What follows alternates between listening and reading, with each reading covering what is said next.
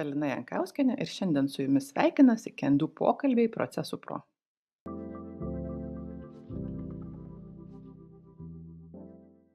Sveiki visi, su jumis sveikinasi pokalbiai Procesų Pro ir aš esu Lina Jankauskienė. Mūsų svečiuose šiandien yra Roman Olejnik, jau sukaupęs 10 metų, gal turbūt Romanai ir daugiau patirties su procesų valdymu lyno praktikomis, tiek kaip vidinis organizacijos žmogus, tiek kaip išorinis konsultantas.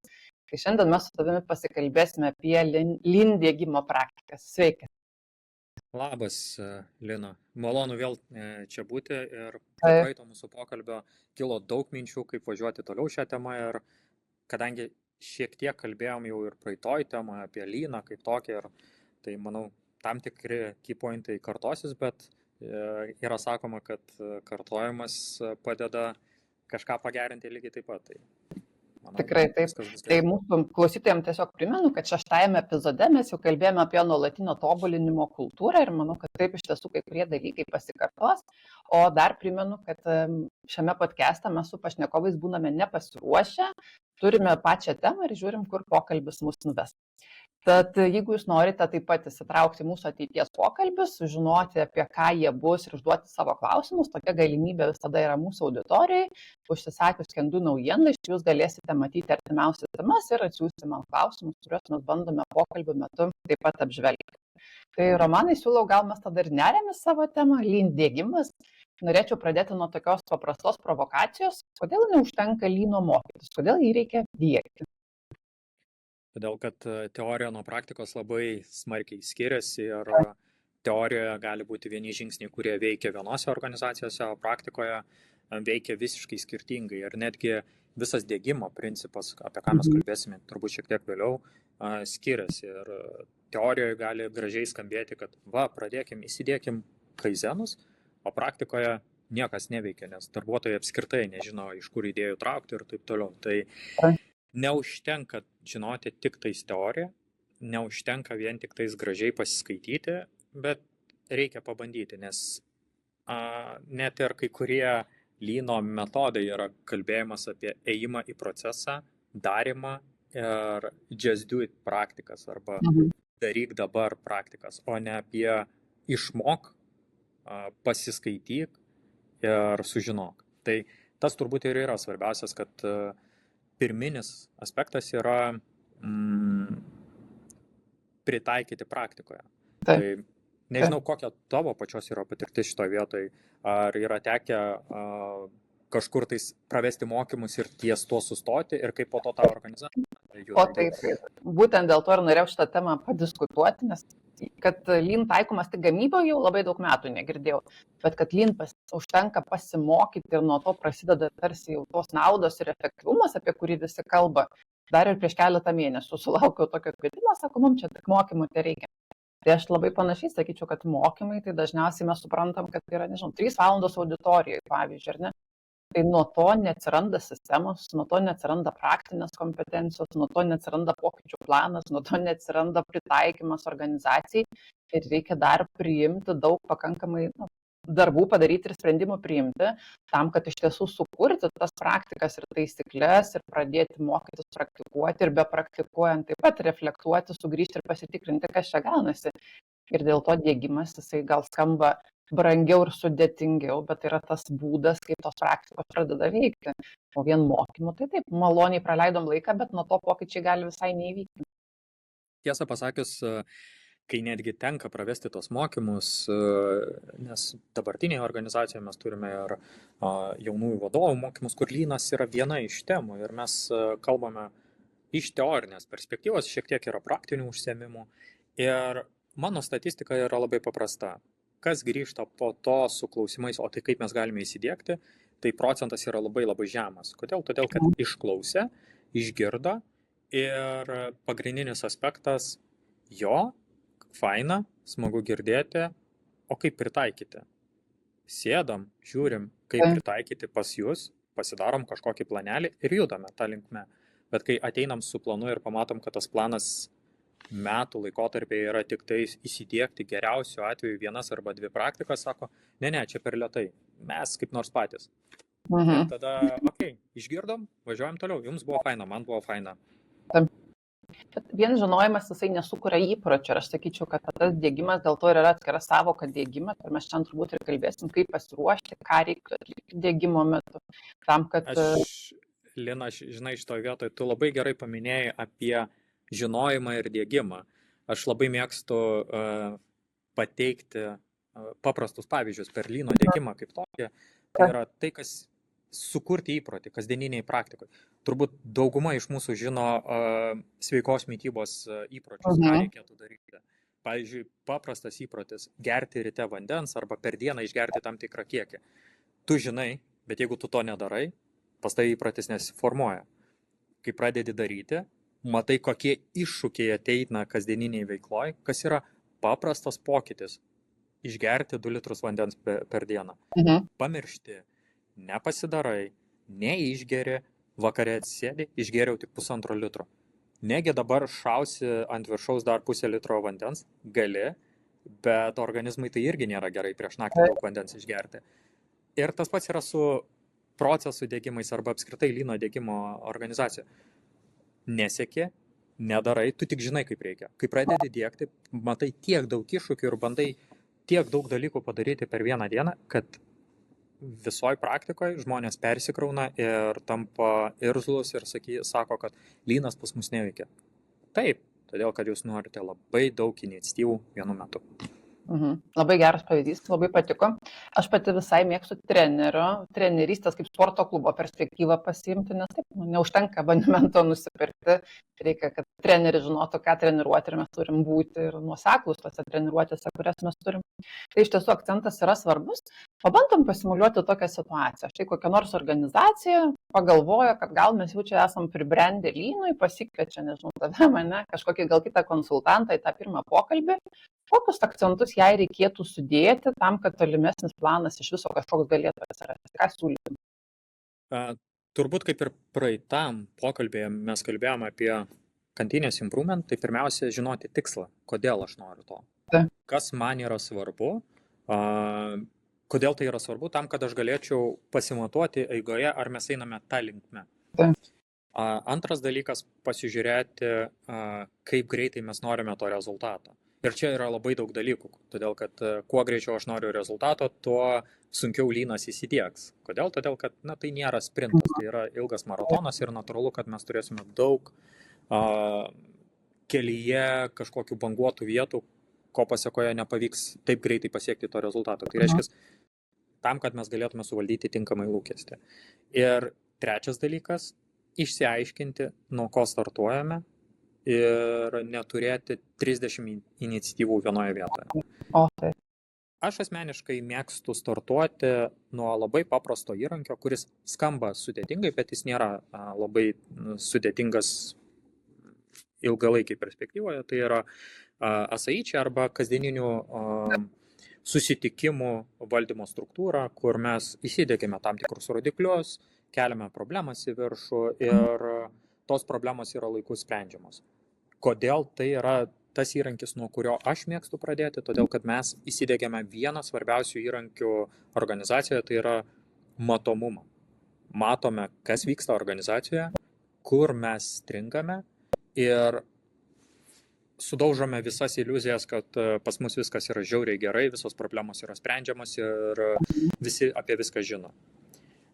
Yra tekę dirbti su viena organizacija, kuri sako, taigi aš atsidarau telefoną ir matau visus rodiklius pas save. Taip, kiek tų rodiklių? Tai ten, ypač gamybos organizacijos, tai ten viskas, nuo gamybos plano vykdymo iki ROI rodiklio galbūt. O koks yra pagrindinis? Pasakyk 3 pagrindinius akcentus man. Pasako, gamybos plano vykdymas, galbūt kažkokie defektai ar dar kažkas. Kiek rodiklių tu ten matai? 100 galiu matyti. Tai kam tau juos matyti 100? Kodėl tau žiūrėti juos? Kodėl tau akcentuotis į tai, kas tau nėra svarbu? Sėdi galvoja. Bet aš noriu žinoti. Gali, bet kasdieninio arba to asaičių principas nėra akcentuotis į viską, o į tai, kas man yra svarbu, arba kur man skauda. Tai čia mano mėgstamiausia turbūt vieta. Pritariu.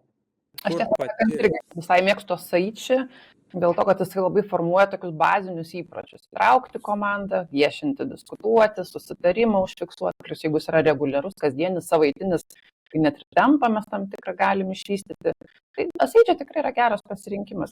Bet, žinai, aš tavęs klausiau ir pagalvojau, kad reikia dar taip ateiti į nulinę fazę, nes tai, kad tu pasakai, dažniausiai sprendžia organizacijos, kurios yra bent jau orientuotos, kas čia tas lynas, kaip metodika yra, kokie yra įrankiai, ką čia galima tikėtis pasiekti, gal jau patirties netgi kažkokios turi. Man tiesą sakant, kartais tenka susitikti su organizacijom, kurios neturi tokio aiškumo ir dėl to aš pirmo susitikimo metu visada klausiu tokio dalyko. Kaip jūs įsivaizduojat, kas tas lynas yra? Kodėl jūs manot, kad čia yra atsakymas į tą problemą, kurią jūs sprendžiate? Iš vis kokią problemą jūs bandot išspręsti? Ir tiesą sakant, mano nuostabai gana dažnai paaiškėja, nežinau, 30% susitikimų su organizacijom, kad jos mato lyną kaip atsakymą ten, kur lynas net nelabai tinka, arba yra kiti geresni atsakymai. Pavyzdžiui, prieš porą mėnesių turėjau susitikimą su organizacija, kuri norėjo įsidiegti lyną, nors paaiškėjo, kad reikia labai paprasto dalyko, organizacinę struktūrą peržiūrėti ir funkcijas pasigryninti. Ir viskas, ir jokio lyno nereikia, tai yra paprastas poros valandų pratimas. Man dėl to tarsi yra džiugu, kad organizacijos atpažįsta, kad lynas yra atsakymas į tam tikras problemas, tik kai ne visada tas yra pilnas suvokimas, ką tas metodas turėtų daryti. Procesų valdymas irgi labai dažnai yra atsakymas, ko reikia labiau negu kad lyno praktikų. Ką ir kalbėjom pačioj pradžioj apie tai, kad pirmiausia išsiaiškinti aišku tikslą, ką mes norime pasiekti. Ir nuo to aišku galima išsigryninti. Ir lynas turi daug įrankių, kurie padeda nebūtinai lyną įdėkti, bet išspręsti tam tikras problemas. Aš netgi neretai einu su Kaizen blitzais arba tiesiog iniciatyvom trumpuoju periodu, pasiemam vieną problemą, pabandom ją išsispręsti ir pasižiūrėti, kokį rezultatą gaunam, ko pasekoje organizacija gali suprasti, ar jie nori šituo keliu eiti, ar jiem patinka tas gaunamas rezultatas. Ir jeigu patinka, mes tada jau dėliojamės visą planą. Jeigu matome, kad tų kelių dienų perspektyvoje mes pasiekėme rezultatą, bet matom, kad tai yra ne tai, ko mes norime, žiūrime kitų praktikų, kaip ir pati minėjai, procesų valdymas, struktūros susidėliojimas, ar pačio paprasčiausio dalyko kaip projektų valdymo įsidiegimas. Nes lygiai taip pat neretai žmonės galvoja, kad mums reikia procesus susitvarkyti, o iš tikrųjų ne procesus, o tiesiog projektų valdymą susidėlioti, kaip projektas yra vystomas. Ir to organizacijai tuo metu pakanka. Ir aš manęs labai nedžiugina organizacijos, kurios mėgsta diegtis lyną dėl to, kad tai yra smagu, dėl to, kad tai yra gera, naudinga arba populiaru, taip. Bet ir diegiasi visas praktikas, ir sako, mums labai naudinga, bet iš tikrųjų nenaudinga, nes nepasiekia jokių tikslų. Visiškai. Veda lygiai į kitą pusę, ištaško daug pinigų, o rezultatas yra niekas. Bet iš tiesų, bent jau anksčiau, tarkim, aš pati pradėjau su organizacijomis dirbti maždaug prieš 10-11 metų ir tuo metu buvo europinis finansavimas. Tai buvo galima per trumpą laikotarpį 2-3 metų gauti finansavimą, diegti efektyvumo praktikas, dauguma aišku diegėsi lyną ir tada buvo tas, kad 3 metų projektas ir ten 1000 valandų, dienų ir visi viską diegė. Tai finale labai prasti buvo rezultatai, nes organizacijos įvažiuoja į tą tokį globalų transformacijos projektą, tokį globalumą pasiekti per tokį trumpą laiko tarpą yra tiesiog beviltiškai sudėtinga. Tai sakyčiau, kad ten sėkmės atveju tikrai buvo mažai ir man asmeniškai yra labai smagu matyti, kad rinkoje jau niekas praktiškai taip nebedaro, kad ilgalaikiai didelės vertės projektai būtų labai reti atvejai. Ir dažniau organizacijos, kaip ir sakai, eksperimentuoja. Pavyzdžiui, pasiima kažkokią 1-2 praktikas iš lyno, pasibandyti galima įvairiais būdais. Man asmeniškai visai patinka, kai tiesiog nuvažiuoja į svečius pas kažkokią organizaciją, kuri jau tai taiko, pasikalba, pasityrinėja, pasipilotuoja kažkur pas tave. Man kartais tenka pravesti mokymus, pavyzdžiui, mažesnė komanda, tada ta komanda geriau supranta, koks čia metodas sprendžia klausimą, ar čia plečiam, ar pasiliekam ateičiai. Tik tai po to patyrinėjimo tai gerai, kad yra. Ir aš vis dažniau matau organizacijos, kad jos pasima tokį vieną kitą praktiką metodą, trumpesnį laikotarpį, ten pusmetis gal metai, tada atitinkamai yra biudžetai mažesni, jeigu pamatys, kad ne taip gerai sekasi, bet kada prasitęsti galima, neskubėti į priekį. Tai to racionalumo, planavimo ir bandymo iš tiesų labiau atliepti konkrečius organizacijos poreikius, o ne visą lyną susidiegti, Tai jo tikrai yra ženkliai daugiau rinkoje, kas šiaip yra sveikintinas geras dalykas. Ir čia turbūt dar vienas aspektas, ką paminėjai, lyno įsidėgymas. Man labai patinka šitą frazę, nes kiekviena organizacija sako, mes jau esam lyniška organizacija. Jeigu daryti pilną auditą, tai turbūt Lietuvoje aptiksime 2-3 organizacijas, kurios tikrai turi pilnai įsidėgusios lyną ir visos tos praktikos veikia. Bet klausimas yra, ką aš noriu išspręsti su tuo. Jeigu man užtenka 5 su Asaiči ir nežinau, A3 problemų sprendimo metodo, tai gal man to užtenka. Ir aš save galėsiu vadinti pakankamai lean subrendusią organizaciją, nes turiu 3 metodus, kurie veikia. O neturiu kitų metodų, kurie yra tiesiog, nes galbūt jums reikia vienam projektui, kokio standartinio darbo. Taip, absoliučiai. Aš apskritai galvoju, kad nėra tokio dalyko, kaip įsidėkti visą lyną. Nes kai man taip organizacijos pasako, mes norim visko. Sakau, tai žiūrėk, kad vien Lietuvoje yra 15 populiariausių įrankių, pasaulyje yra ten virš 30, galima priskaičiuoti. Jūs tikrai visko nenorite, aš jums pažadu. Ir tada tą išsifiltravimą ir prioritetų išsigryninimą yra labai svarbu atlikti. Ir kaip Romanai minėjo, kad tas Asaiči dažnai yra atsakymas, nuo ko startuoti. Aš asmeniškai gal sakyčiau, kad bandau išgirsti iš organizacijos startinę poziciją, kokią kryptį rodo. Ir kartais startinė pozicija rodo gana silpną neišvystytą lyderystę. Dažniausiai aišku, kad strateginis planavimas keistas, gal tikslų rodiklių trūksta ir tada tas monitoringas silpnas. Tai tada absoliučiai tinka X matricos Asaiči kontekstas arba pradėti nuo Asaiči, tada papildyti X matricą, bet ir stiprinti tą vadybinę liniją.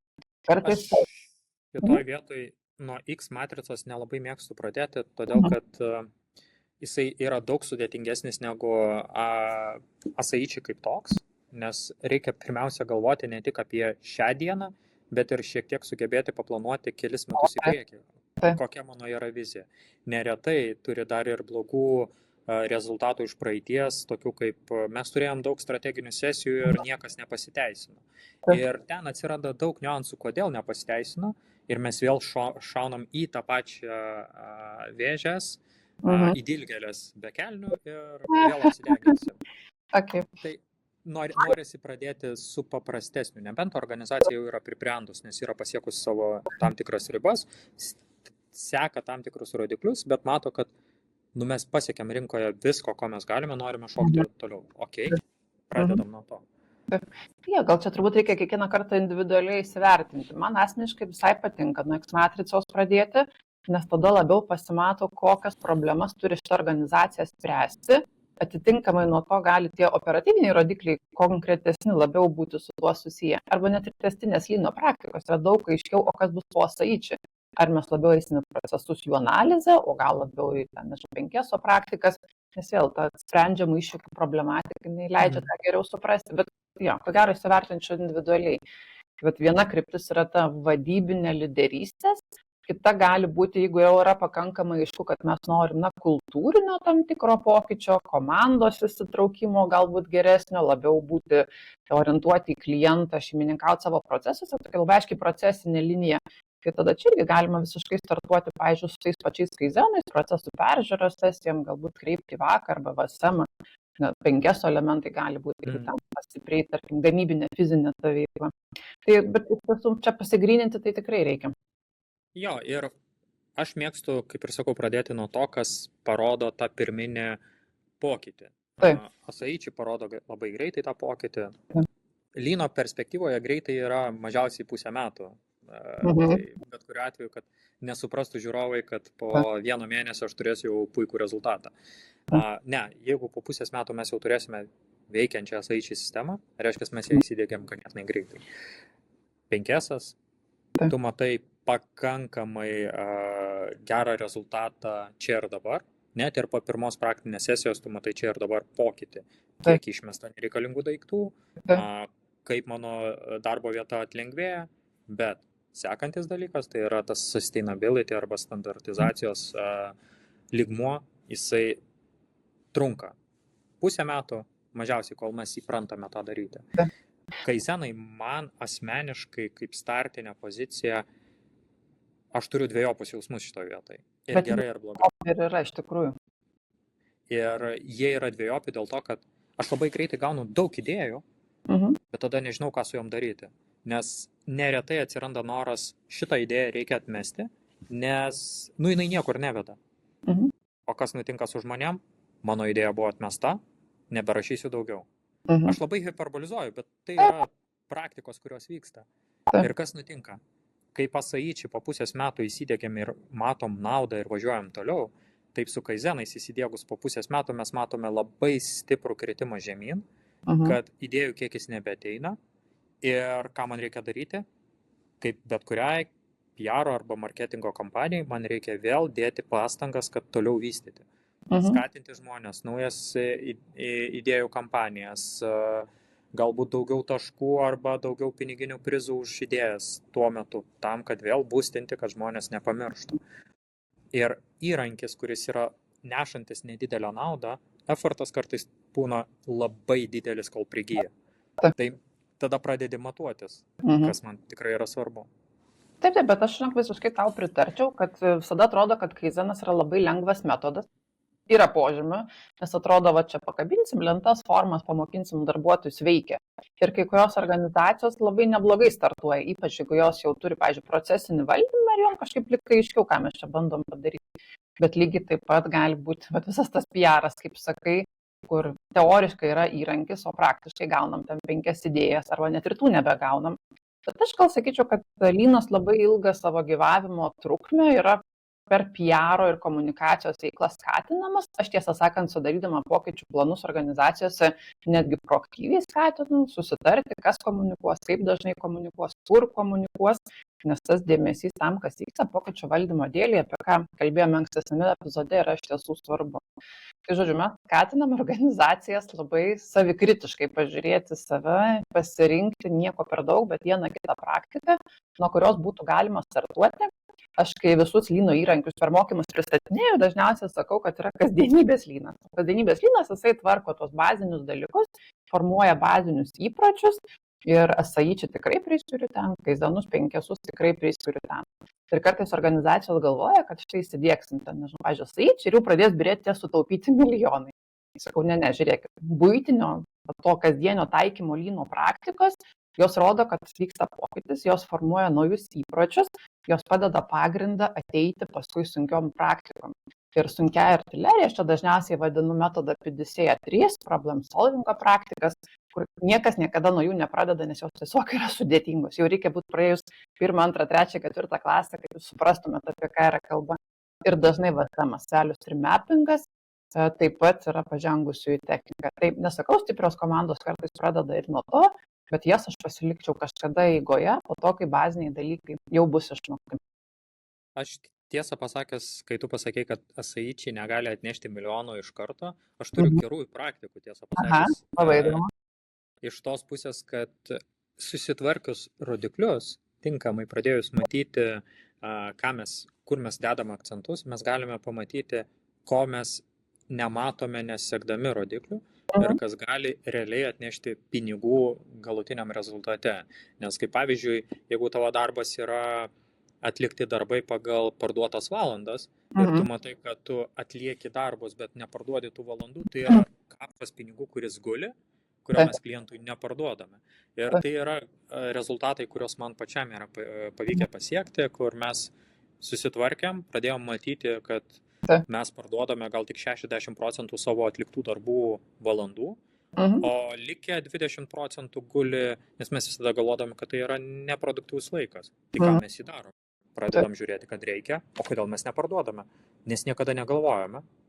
Ir kai pradedi pardavinėti, skaičiai ateina pakankamai geri, priklausomai, aišku, nuo tavo kainos, bet jeigu valandos kaina, nežinau, darbo yra keli šimtai, tai tu supras 20% ant top tu prisidedi.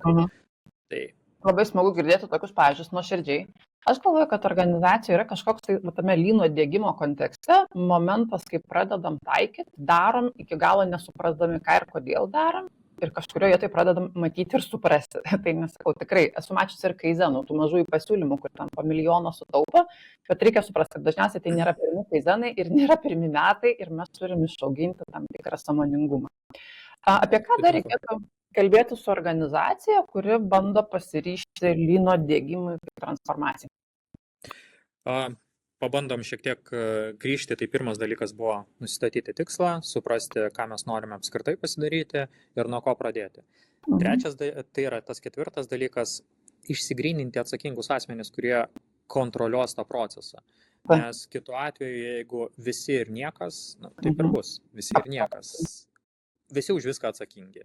Negali būti, kad Lean lyderis bus atsakingas už visus metodus. Turi būti aiškus kriterijai, kas už ką yra atsakingas. Jeigu turime, aš nežinau, ar yra gerosios praktikos turėti Lean lyderį kaip tokio organizacijose, bet tai gali būti to metodo lyderis. Tai gali būti tos praktikos lyderis, kuris kūruoja pačią sritį ir, kitaip sakant, spardo užpakalius, jeigu kažkas nevyksta.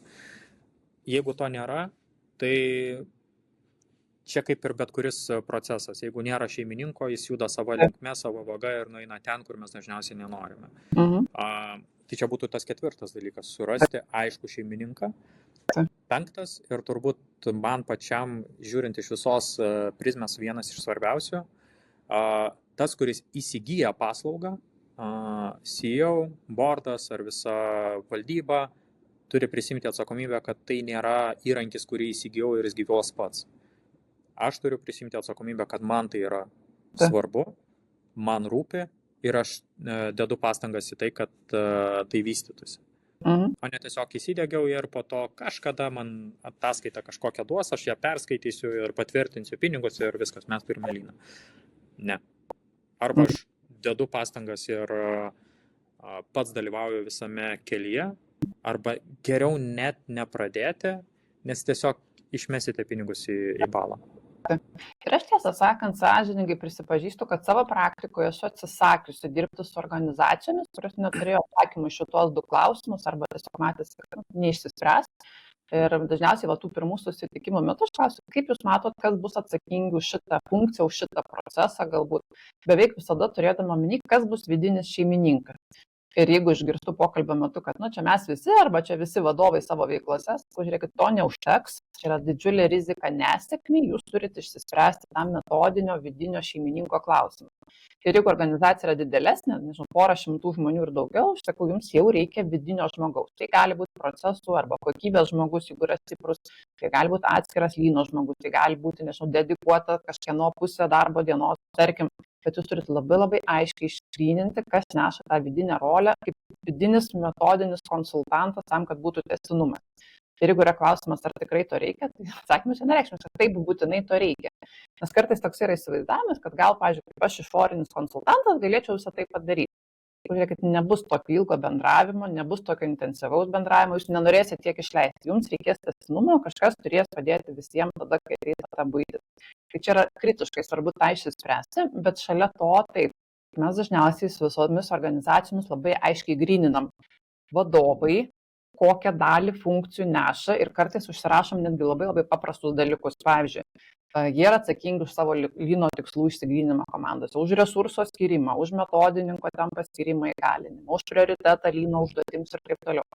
Ir kuo yra konkretesnis rolis, įvardinimas ir konkrečių užduočių atsakomybių priskirimas, tuo didesnė yra paskui tikimybė, kad mes čia suprantam, už ką atsakingi ir bent dalį šitų dalykų galėsim pasidaryti. Ir čia lygmenis aš dažniausiai išskiriu aukščiausios grandies vadovai, apskritai visi vadovai funkciniai ir tada Leano komanda. Pavyzdžiui, Leano vadovas arba dar būna tokie tarpiniai kaip Lean koordinatoriai, ambasadoriai, kurie galbūt šiaip yra funkcijų žmonės, bet jie bent iš dalies tą lyderystę neša.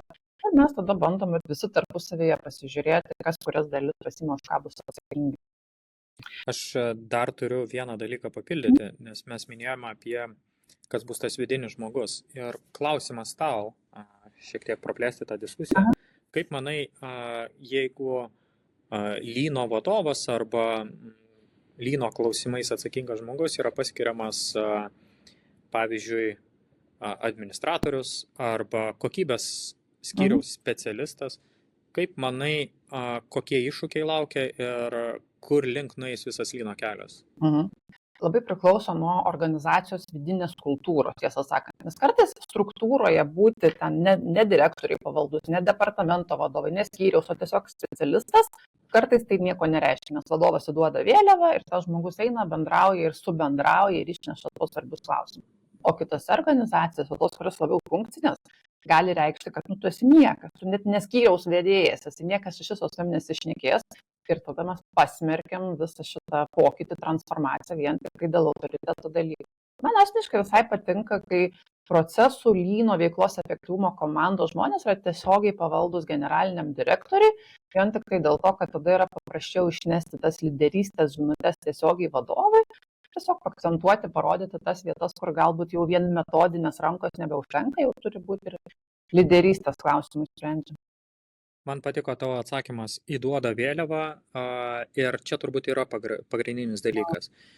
Lyderystės prisiėmimas nėra vien tik tais apie tai, kad aš nešiu vėliavą, bet lygiai taip pat, kad tas vėliavos nešimas turi kažkokį autoritetą arba turi kažkokį sprendimų laisvę. Jeigu eidamas daryti kažką, aš dvėjoju ir neturiu atsakymo, ar aš galiu tą pokytį daryti ar ne, ir mane kiekvieną kartą gali pasakyti, kad nežinok, nedarysim, ir aš tada turiu eiti pas kažką dar, gauti kažkokį reapprovalą, tai tikrai procesas neveiks. Tai reiškia, prie lyderystės arba tos vėliavos aš turiu ir accountability, ir realiai sprendimų laisvę duoti, kad žmogus tikrai turi tą autoritetą.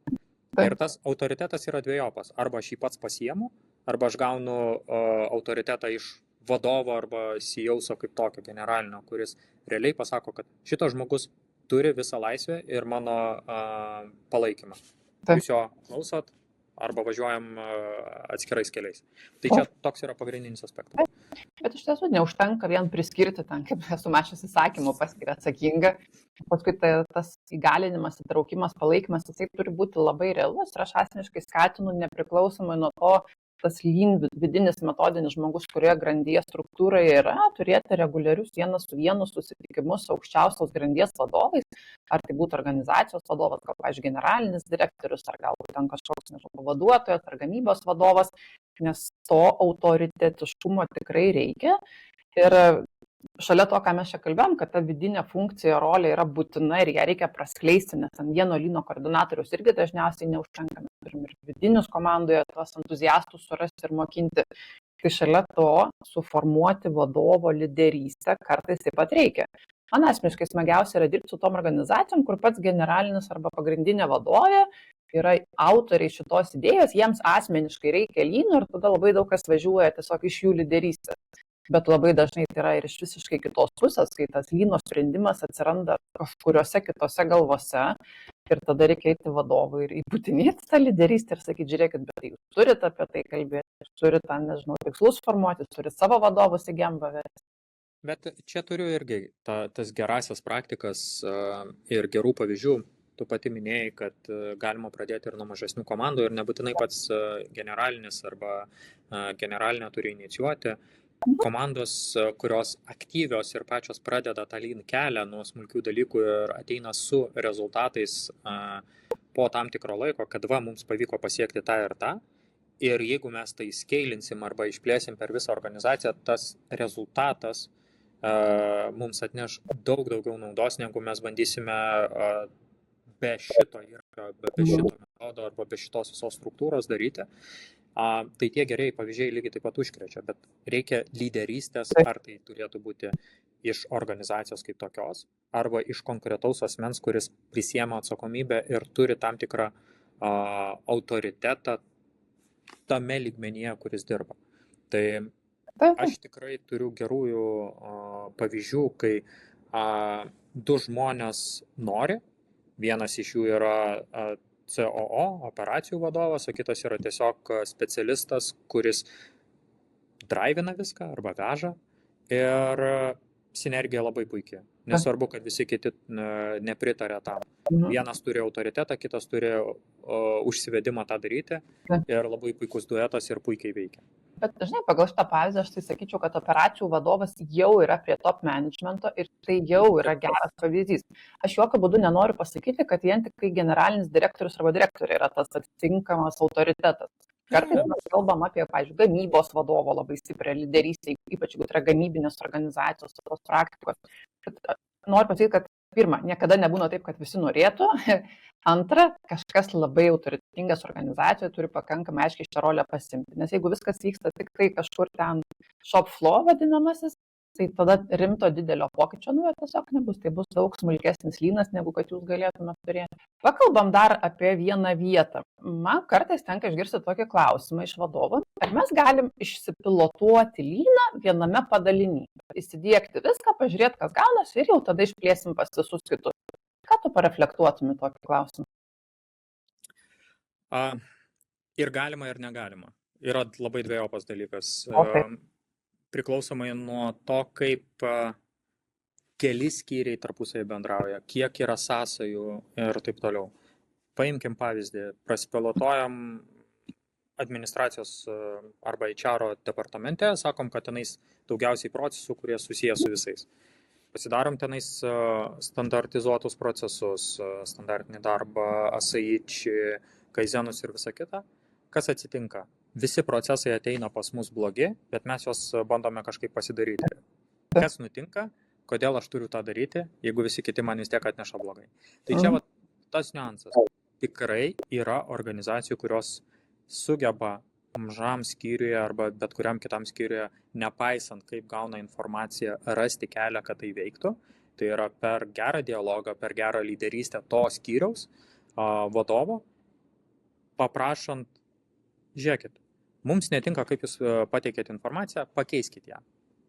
Ir jie pakeičia, nesako, jo, mums gal net ir dar paprasčiau bus. Ir tada tai pradeda veikti. Bet vėlgi, tai atsiranda labai daug sunkumų lygiai taip pat. Tai dvejopą nuomonę, aš sutinku, kad tai galima padaryti ir tikrai tai veikia, bet reikia nepamiršti, kad tada reikės ir to pačio generalinio arba to ownerio labai didelio įdirbio. Taip.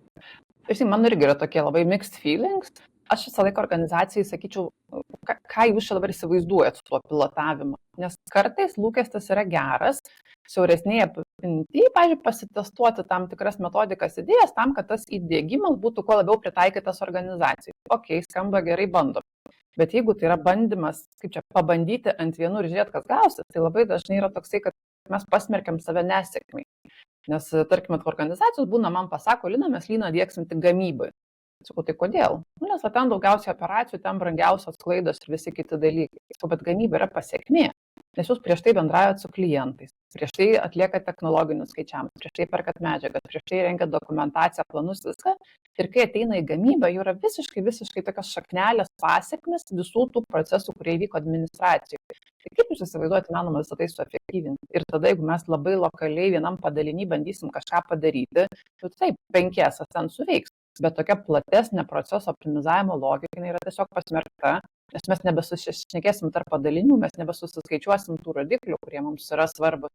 Ir dėl to aš taip šiek tiek atsargiai tam išsipilotavimui visą laiką pareflektuoju kartu su organizacijom, su komandom, nes jeigu tai yra pirmas žingsnis, kitų žingsnių kontekste skamba labiau kaip geras dalykas, jeigu tai yra tiesiog ištraukimas iš konteksto vieno proceso žingsnio, tai gali būti didžiulė nesėkmė. Ir dar gal pridurčiau, kad kai yra labai didelės organizacijos, nežinau, po kelius tūkstančius darbuotojų per visą Lietuvą, ten 5 padaliniai, tai natūralu, kad apimti visą organizaciją vienu ypu per kelis mėnesius yra fiziškai neįmanoma.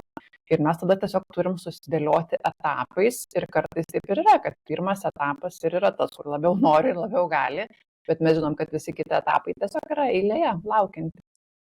Yra keli metodai, kurie puikiai gali prasitestuoti mažesniam skaupe. Tai paimkim tas pats 5S, darbo vietos susitvarkymas puikiai veikia. Ta pačia Gembą galima daryti mažesniam skaupe viename departamente. Tas pats standartinis darbas puikiai veikia ir galit prasitestuoti ir matyti rezultatą arba tas pats A3 problemų sprendimas. Bet jeigu mes kalbame apie vieną iš kuriuos aš jau skatinau ir minėjau pačioj pradžioj, nuo ko galima pradėti, tai yra ASAIČ arba kasdieninių susirinkimų sistema. Jo pilotuoti nerekomenduoju, todėl kad įsivaizduokim grandinę. 2 departamentai, HR ir finansai turi visą ASAIČ, o visi kiti neturi.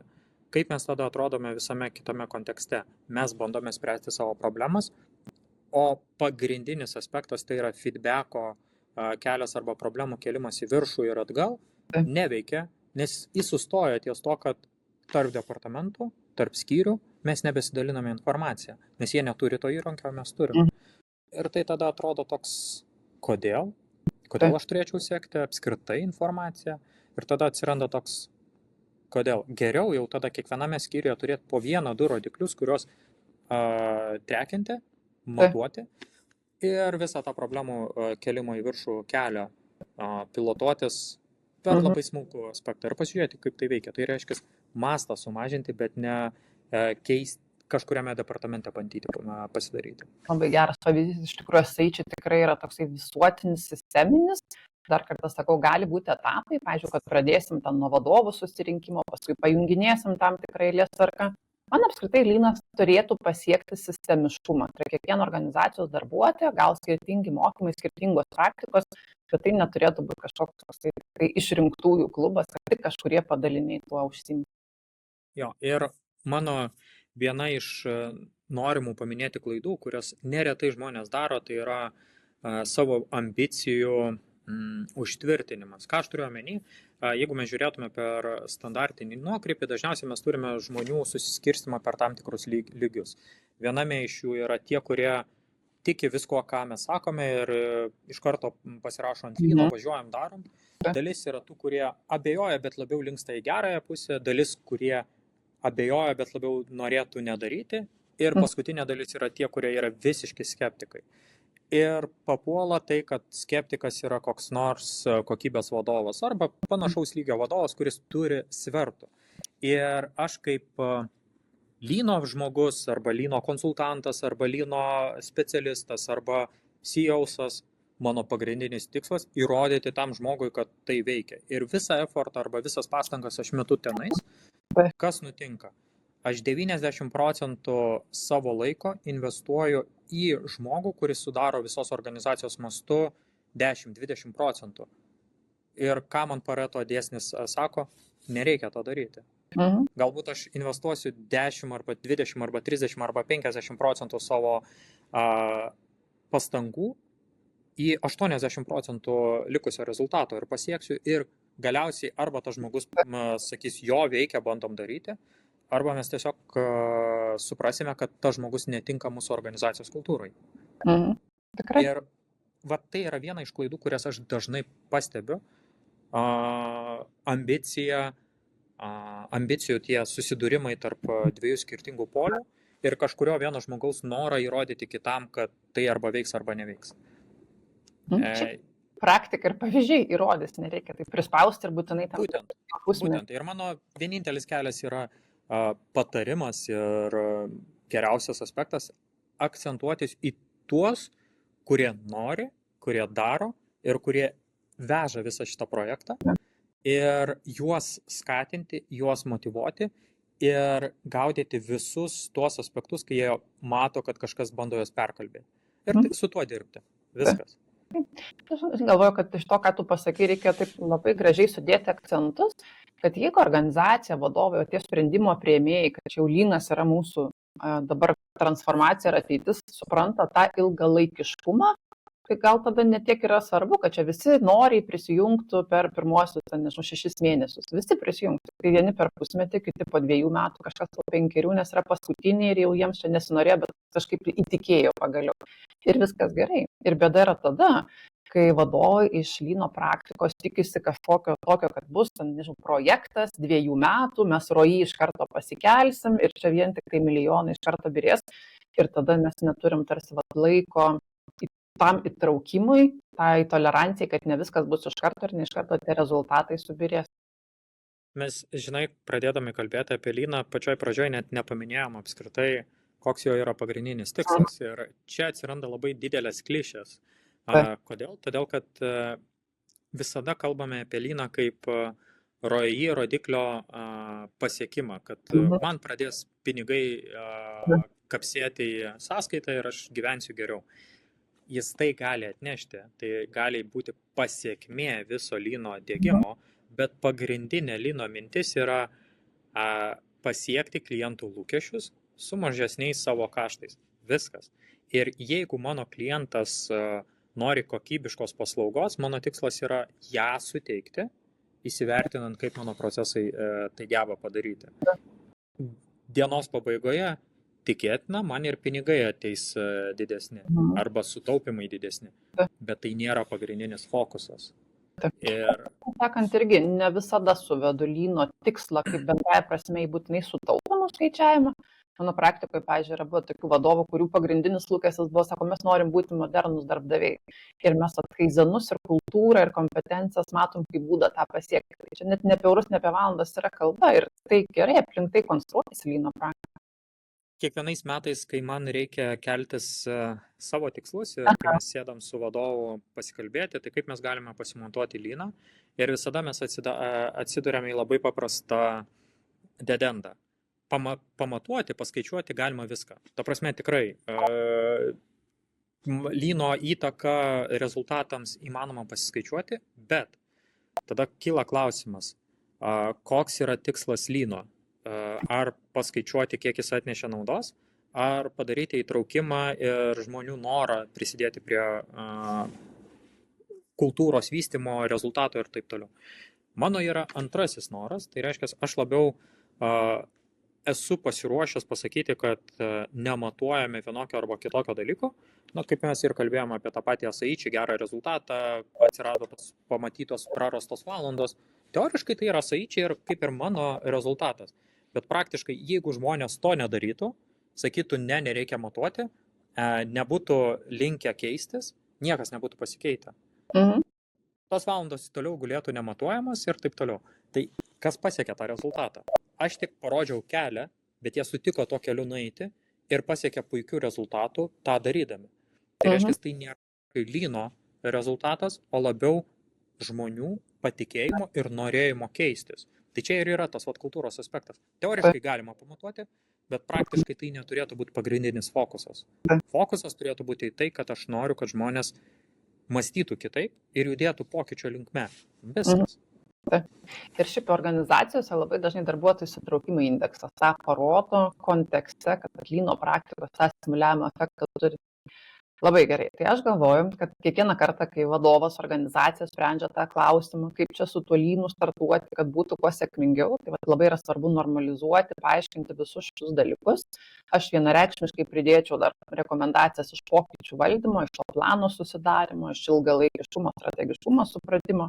Ir dar esu savo pažymėjusi vieną akcentą, apie ką dažnai irgi kalbam su vadovais pačiame tame starte, apie tai, kad ir lynas, ir kiekvienas įrankis gyvena evoliucijos principu.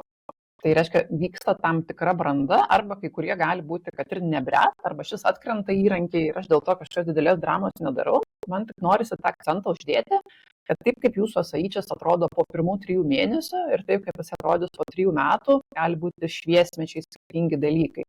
Ir kad organizacija suprastų, kad tai nėra baigtumas. Įdiegiau ir taip nuo šiol visada bus. Įdiegiau ir toliau mes tą įrankį, tą praktiką vystysim, tobulinsim, pamatysim naujus dalykus.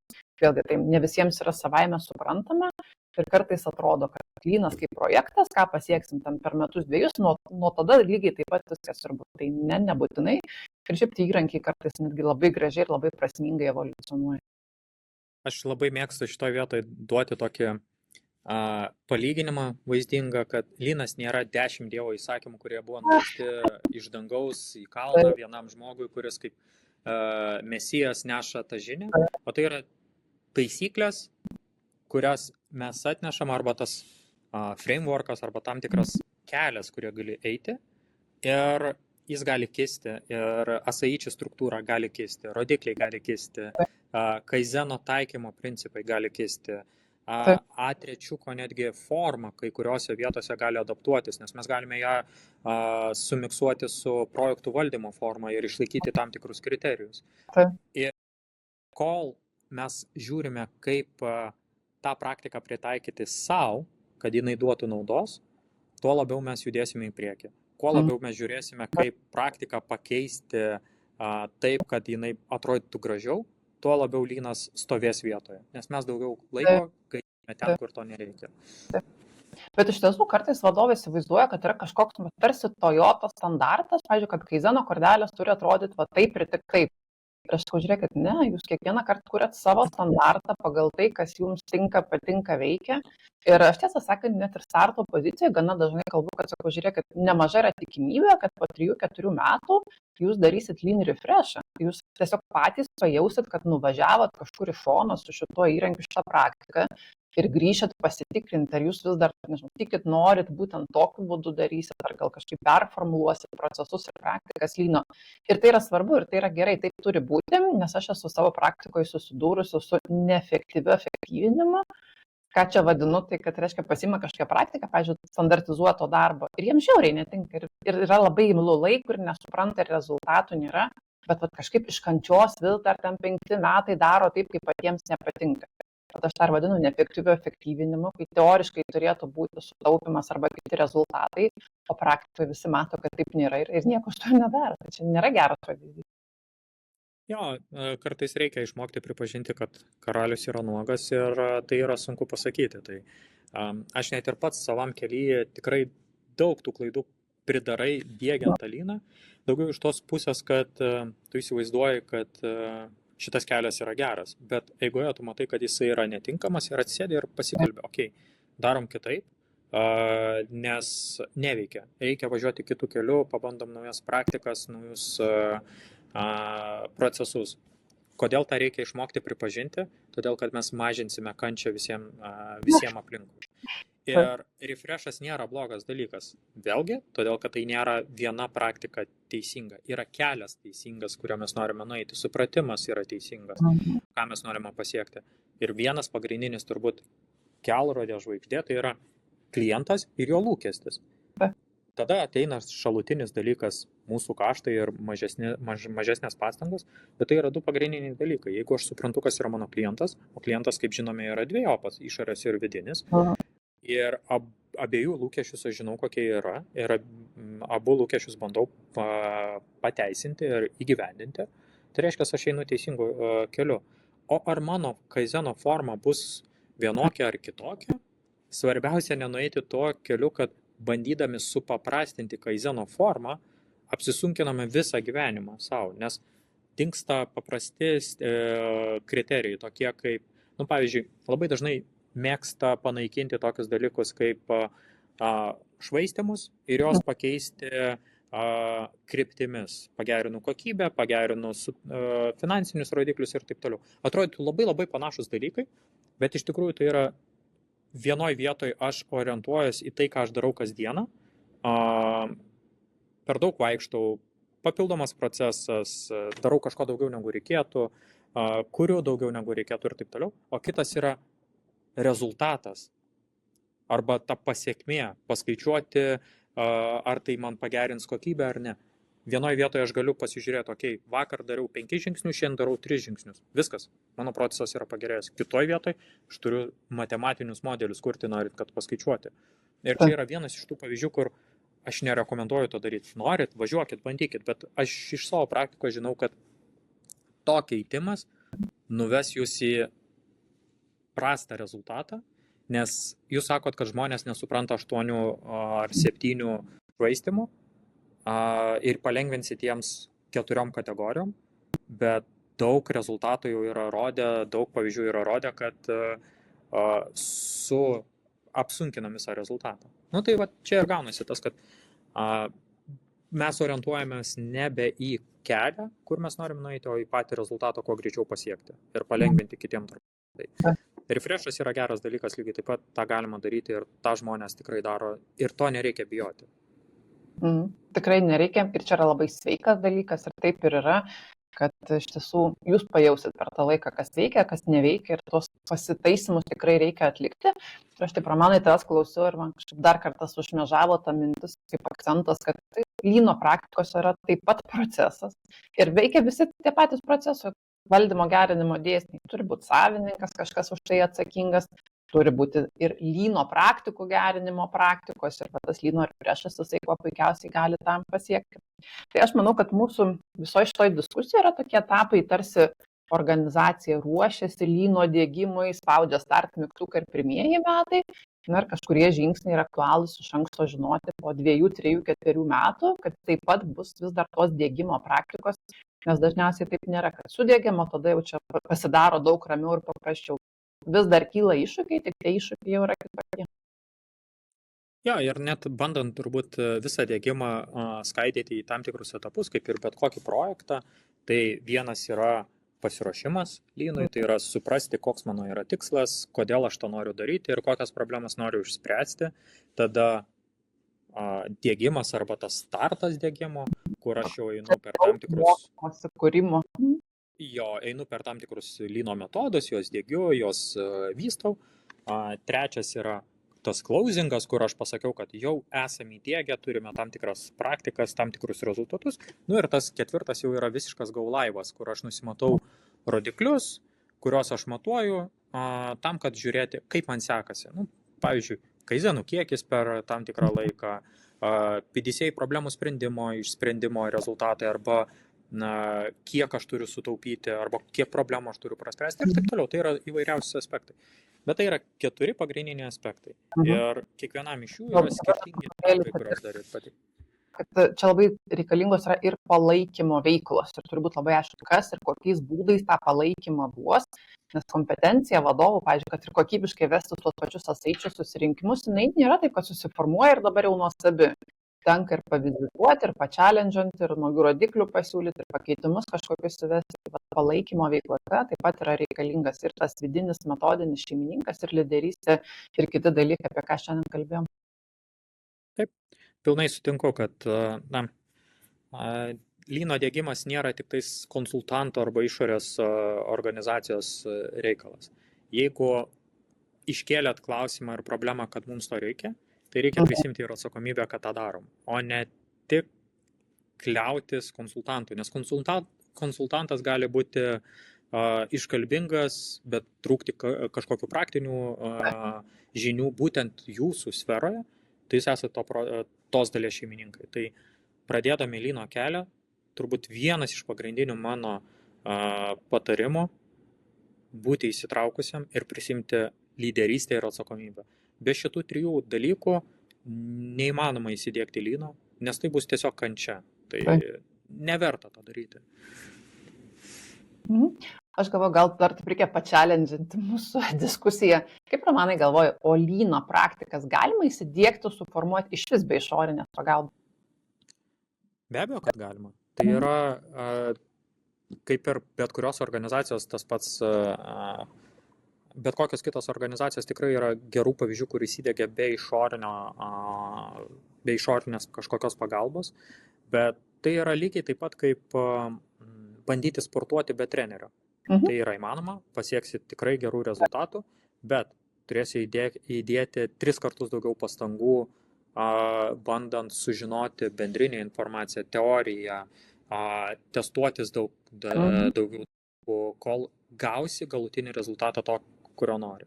Tai tikrai yra daug sportininkų, kurie pasiekia rezultatų puikių be asmeninių trenerių, bet jų laikas prailgėja. Aišku, jie po to, kaip bebūtų keista, neretai jie patys tampa asmeniniais treneriais, nes žino, ko nedaryti.